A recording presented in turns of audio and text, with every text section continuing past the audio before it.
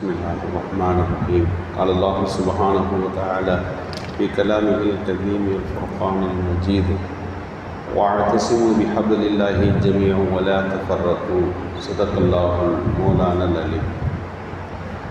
மேலான அல்லாஹ்வின் நல்லடியார்களே, லட்சக்கணக்கான ஹாஜி பெருமக்கள் உலகமெங்கிடமிருந்து மக்காவில் ஒன்று கூடி குறிப்பிட்ட உடைகளோடு, குறிப்பிட்ட தக்பீர் சத்தங்களோடு, குறிப்பிட்ட இடங்களில் குறிப்பிட்ட தினங்களில் அமர்ந்து ஒன்று கூடி கலைந்து கொண்டிருக்கிற ஒரு நேரம். எல்லாரும் சேர்ந்து ஒரே ஒரு திசையை நோக்கி பயணித்தார்கள். உலகத்தில் எத்தனையோ திசைகள், ஆனால் எல்லோரும் ஒன்று கூடிய இடம் காபத்துல்லா. எல்லோருக்கும் எத்தனையோ கலாச்சாரங்கள் இருந்தன, மொழிகள் இருந்தன, உடை வேறுபாடுகள் இருந்தன, உணவு வேறுபாடுகள் இருந்தது. ஆனால் எல்லோருக்கும் ரப்பு அல்லாஹ் தான் என்ற ஒருமித்த ஓசையோடு காபாவில் ஒன்று கூடினார்கள். இதற்கு பெயர்தான் சமூக ஒற்றுமை என்று சொல்லுவது. அரசு ஆளுகிற போது ஒற்றுமை வேண்டும், அரசுக்கு கட்டுப்பட வேண்டும் என்பது ஒருவரை, வணக்க வழிபாடுகளில் ஒற்றுமையாக இருந்து செய்ய வேண்டும் என்று வணக்கங்களிலே இருந்து சமூகத்தில் ஒற்றுமையை இஸ்லாம் நிலைநாட்டிக் கொண்டிருக்கிறது. இவ்வளோ பேர் ஒன்று கூடியிருக்கிறீர்கள், பல ரவச வலா ஃபுசுக வலா ஜிதால், நீ எல்லாம் செய்யுங்க, ஆனால் உங்கள்கிட்ட சண்டை மட்டும் வரக்கூடாது, சர்ச்சை வரக்கூடாது, வீண் விவாதம் வரக்கூடாது. அல்லாஹ் அதைத்தான் அங்கே மையப்படுத்துகிறான். காரணம், உங்களை ஒரு இடத்தில் ஒன்று கூட்டியதற்கு காரணமே உங்கள்கிட்ட ஐக்கியம் வரணும் என்பதற்கு தான்.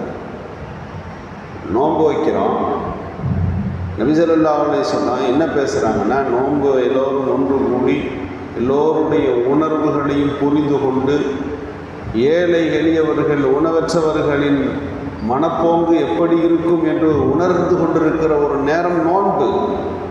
அந்த நேரத்தில் சண்டை சச்சரவு வந்தால் என்ன சொல்லணும்னா, அனசாயிம், நான் அல்லாஹ் காட்டி நோன்பு வச்சுருக்கிறேன், நான் சர்ச்சைக்கு உள்ளே வர விரும்பவில்லை அப்படின்னு சொல்லிடுங்க. அனசாயிமுன், நான் நோம்பாளி, நான் பிரச்சனைக்கு வர மாட்டேன் அப்படின்னு சொல்லுங்கள். இங்கே வணக்கம், நபி ஸல்லல்லாஹு அலைஹி வஸல்லம் நோன்பு என்ற வணக்கத்தை பற்றி பேசுகிற போது நோன்பாளி என்ன செய்யணும்னு பேசணும். தண்ணி குடிக்கக்கூடாது, சாப்பிடக்கூடாது, இது போன்ற நோன்புக்கு முரணான இந்த காரியங்களை செய்யக்கூடாது என்று சொல்லுகின்ற அந்த போங்கில் நீங்கள் சண்டை சச்சரவு வந்தால் ஒதுங்கிக்கணும். நோன்பு வச்சுட்டு நீங்கள் சண்டை சச்சரவு விட்டால் அதில் பலன் ஒன்றும் இல்லை, அது நோக்கமும் அல்ல. நீங்கள் உள்ளத்தின் அளவில் மனித உணர்வுகளை புரிந்து கொண்டு இருக்கக்கூடிய ஒரு காலகட்டம் அது. அதில் எப்படி உங்கள்கிட்ட சண்டைகள் நிகழலாம், சர்ச்சைகள் நிகழலாம் என்று நபி ஸல்லல்லாஹு அலைஹி வஸல்லம் சொல்லணும். நம்மள தான் அதிகமாக பிரச்சனையே வரும். 8 ரக்காயத்தான் 20 ரக்காயத்தான் ஒரு பிரச்சனை தொடங்கிடும். கஞ்சியில் யார் கஞ்சி முந்தி பிந்தின்னு பிரச்சனை வரும். எத்தனையோ சர்ச்சைகள், ரமலானில் நடக்கக்கூடிய பல்வேறு வழக்குகள் எல்லாம் கூட உண்டு, எல்லா ஊர்லேயும் உண்டு. தமிழகம் தழுவிய அளவில் நபி ஸல்லல்லாஹு அலைஹி வஸல்லம் சொன்னார்கள், யதார்த்தமான எல்லா காலங்களிலிருந்து வேறுபட்டது ரமலான், அங்கே ஒற்றுமைக்கான அறைகோவல் வர வேண்டும். அப்போ வணக்கங்களிலே இஸ்லாம் முதலில் ஒற்றுமையை உருவாக்க பார்க்கிறது. குர்ஆன் தனியாக ஓதுறது சிறந்ததா, ஜமாத்தா ஓதுறது சிறந்ததா? தனியாக ஓதுனா அவருக்கு கூலி, ஓதுற கூலி கிடைக்கும். ஜமாத்தா சேர்ந்தீங்கன்னா அல்லாஹ் கூட்டத்தை பார்த்து விட்டு உடனே ஒரு மலக்குகள் அனுப்புகிறான், மலக்குகளின் கூட்டம் வருதாங்க. ஃபீஹிம் சக்கீனா, அங்கே சக்கீனத் என்கின்ற மன அமைதி எல்லாம் ஏற்படுத்துகிறான். இவர்களை பற்றி அல்லாஹ் மலக்குகளிடத்தில் பேசுகிறான். குர்ஆன் ஓதுதல் தான் அமல், ஆனால் ஒன்று கூடி செய்கிற போது அதற்கு தனி மரியாதை. திக்ர் செய்கிறது தான் அசல், நம்ம உட்காந்து திக்ர் செஞ்சுட்டு போயிடலாம். ஆனால் ஒன்று கூடி திக்ர் செய்தல், அல்லாஹ் ரசூலை பற்றி ஒன்று கூடி பேசுதல், இதெல்லாம் அல்லாஹ்வுக்கு பிடிக்கும். இஸ்லாம் அதை வரவேற்கிறது. நபிகள் ஸல்லல்லாஹு அலைஹி வஸல்லம் சொன்னார்கள், ஒன்று கூடி குர்ஆன் ஓதுங்க, அதில் நோக்கம் சமூகத்தில் சூழ்நிலைகள் எல்லோருடைய ஐக்கியம் உண்டாகணும். ஆனால் அதில் சண்டை வந்துச்சு, ஒன்று கூடி குர்ஆன் ஓதுவதில் உங்களுக்கு சர்ச்சை வந்தது. நீங்கள் ஒன்று கூடி குர்ஆன் ஓதுவதை விட குர்ஆனை முடியும் போலாந்துருச்சு. நோக்கம் அங்கே மாறுகிறது. தனியாகவே ஓதிட்டு போங்க உட்காந்து. ஒன்று கூடி ஓத சொல்லுவதற்கான நோக்கம் வேறு. நோம்பு வீட்டில் திறக்க வேண்டியதுதான். ஏன் நாம் மஸ்ஜிதில் ஐக்கியப்படுத்துகிறோம்? நபிகள் ஸல்லல்லாஹு அலைஹி வஸல்லம் அவர்கள் தொழுகைக்கு ஜமாத்தில் எல்லாரும் கலந்துக்கணும்னு விருப்பப்படுவாங்க. தக்பீர் இக்காமத்து சொல்வதற்கு முன்பு நபி ஸல்லல்லாஹு அலைஹி வஸல்லம் எந்திரிச்சு நிற்பாங்க. எந்திரிச்சு நின்று சஃப்புகள் அப்படியே பார்ப்பாங்க. இடவேளை கொஞ்சம் தள்ளி நின்றா இது உங்களுக்கு மத்தியில் மிகப்பெரியதொரு கருத்து வேற்றுமையை பிளவுகளை உண்டாக்குவதற்கு காரணமாக அமையலாம். ஒட்டி நில்லுங்க தோளோடு சேருங்க என்று சஃப்புகளுக்கு ஊடுருவி உள்ளே கடக்கிற நபிகள் பெருமானார் ஸல்லல்லாஹு அலைஹி வஸல்லம் அவர்கள் தோளோடு தோள் நிற்க வேண்டும் என்று அங்கே சொல்லுவார்கள். அது மட்டுமல்லாமல் நீங்கள் சஃப்புகளில் பிளவு கண்டால் உங்கள் மனங்களில் பிளவு வந்துவிடும் என்று ஐக்கியப்படுத்துவார்கள். இன்றைக்கு சமூகத்தில் ஒரு ஜமாத்தோடு கூடி ஒற்றுமையாக இருக்குதல், அந்தந்த தலைமைக்கு கீழே ஒன்றுபட்டு இருக்குதல், அது மத தலைமைகளாக இருந்தாலும் அரசியல் தலைமைகளாக இருந்தாலும் ஒருமித்து கூடுதல் என்கின்ற சமூக ஒற்றுமைகள் இந்த சமூகத்தில் குறைந்து போய் கொண்டிருக்கிறது. நபிகள் ஸல்லல்லாஹு அலைஹி வஸல்லம் வணக்கங்களின் வாயிலாக இந்த சமூக ஒற்றுமையை அதிகம் வலியுறுத்தினார்கள். வஅத்தஸிமு பிஹப்லில்லாஹ், அல்லாஹ்வுடைய கயிறை எல்லாம் பிடிச்சிக்குங்க அப்படின்னா என்ன என்று சஹாபிகள்கிட்ட கேட்டபோது சொன்னார்கள், அல்லாஹ் ரசூலுக்கு வழிபடுதல், கட்டுப்படுதல், ரெண்டாவது ஜமாத்தை பற்றி பிடித்துக் கொள்ளுதல் அப்படின்னு சொன்னாங்க. யார் ஜமாத்தை பற்றி கொள்ளுதல் என்பது அல்லாஹ்வுடைய கயிறு என்பது இங்கே அர்த்தமாக ஆகிறது. ஜமாஅத் என்றால் முஸ்லீம்களுடைய ஒன்று கூடி இருக்கக்கூடிய ஒரு விஷயம். அது ஊர் ஜமாத்தை எடுத்துப்போம். இந்த தமிழகத்தின் அளவில் ஒன்று கூடி இருந்தால் தமிழக ஜமாத்தாக அது அமையும். உலகம் முழுக்க ஒன்று சேர்ந்து ஒரு தலைமைக்கு கீழே இஸ்லாமியர்கள் ஒன்று கூடினால் அது ஒரு ஜமாத்து தான். ஒரு கலீஃபாவை முன்னிறுத்தி ஒரு ஆட்சி நடக்கிறது என்று சொன்னால் அது ஒரு ஜமாத்து தான்.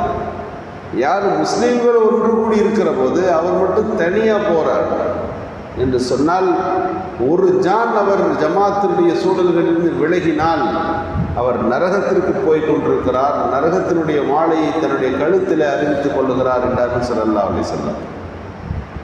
ஓனாய் ஆடை பிடிக்கும். எந்த ஆடை பிடிக்கும்னா கூட்டமாக போய்கிட்டு இருக்கிற ஆட்டை ஒன்றும் செய்ய முடியாது. எல்லா ஆடுகளும் திரும்ப தாக்கிடும். ஓனாய் எந்த ஆட்டை பிடிக்கும்? தனித்து மேய்கிற ஆட்டைத்தான் முதல்ல பிடிக்கும்.